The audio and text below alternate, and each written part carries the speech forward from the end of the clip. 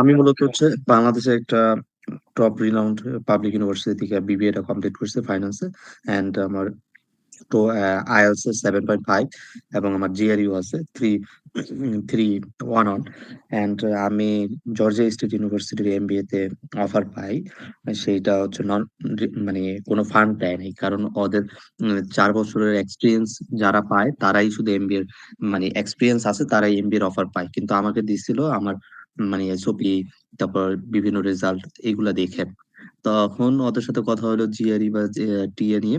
তখন ওরা বললো তোমার যদি তুমি ভিসা অবটেইন করতে পারো দেন হচ্ছে আমরা ফার্স্ট সেমিস্টার বা সেকেন্ড সেমিস্টার থেকে তোমার জিআরএ দিব। পরে আমি হচ্ছে আমার ওই ফান্ড গুলা দেখানোর জন্য কোনোভাবে ওয়ে পাচ্ছিলাম না, আমার ফ্যামিলি ফান্ডও নাই ওইরকম ছিল না। দ্যাটস হচ্ছে আমি ফোর্টিজি ফাইন্যান্স থেকে লোনটা নিয়েছিলাম ইংল্যান্ডের। ওই লোনটা নিয়ে আমি এম্বাসিতে দাঁড়াই। দাঁড়ানোর পর উম, আমার এম্বাসি অফিসার ছিল, ভিসা অফিসার ছিল হচ্ছে ব্ল্যাক আফ্রিকান। আর ওদের অ্যাকসেন্টটা এমনি একটু ইস্যু হয় আমার আমার বুঝতে। তার উপর ওর মাস্ক পরা ছিল, আবার ওর সর্দি ছিল। ও আমাকে একটা কোশ্চেন করার মাঝে কাশে, আবার হাত দিয়ে নাক মুখ চেপে ধরে। মানে এভাবে চলতেছিল ইন্টারভিউ। পরে আমি বুঝতেছিলাম না, মাঝে মাঝে আমি জিজ্ঞেস করছিলাম "বা তুমি একটু আবার বলবা?" তখন ও বলছে। তো এরকম 3 বারের মতো আমি বলছি। পরে হচ্ছে ও আমাকে কোশ্চেন জিজ্ঞেস করলো যে কেন তুমি জর্জিয়া স্টেটে যাচ্ছ। তখন আমি রিজন বললাম, অ্যান্সার দিলাম।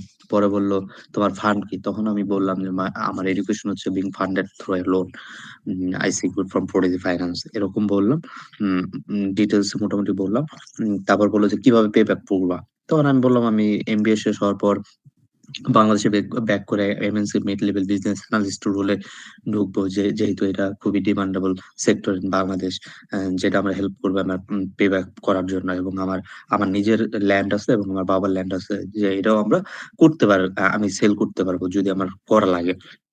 তার ও মানে আমাকে যে সরি বলছে যে sorry I cannot approve your visa. এই কথাটাও আমি ঠিক মতো বুঝি নাই ওর কথা। মানে ওর কথাগুলো মানে আমাদের কমিউনিকেশনে মোস্ট প্রবাবলি আমাদের কমিউনিকেশনটা ইস্যু হয়েছে সাউন্ড ইস্যুতে। আমি ওর কথা ঠিক মতো বুঝি নাই, ও আমার কথা বুঝে নাই ঠিক মতো। কারণ ওর কথা খুবই স্লোলি আসতেছিল। তারপর ও এর মাঝে আমাকে বলছিল যে মাইকের সামনে আইসা কথা বলবো। আমি মাইক তো দেখি নাই। তারপর আমি আরো জোরে জোরে কথা বলা ট্রাই করছি। এটাই হচ্ছে মূলত এক্সপিরিয়েন্সটা আমার ছিল।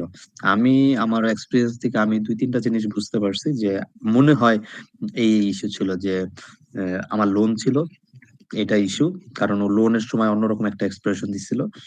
আর একটা হচ্ছে আমি ওর কথা ঠিক মতো বুঝতেছিলাম না।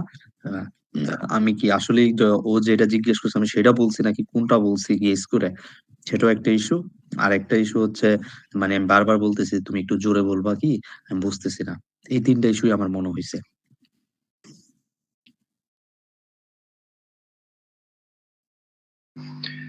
ওকে। সো আপনার ইস্যুগুলো তো আপনি বললেন, হ্যাঁ। সো এখন আমরা কিভাবে আপনাকে হেল্প করতে পারি, বা আমাদের কাছ থেকে আপনার কি ধরনের হেল্প আপনি আশা করতেছেন?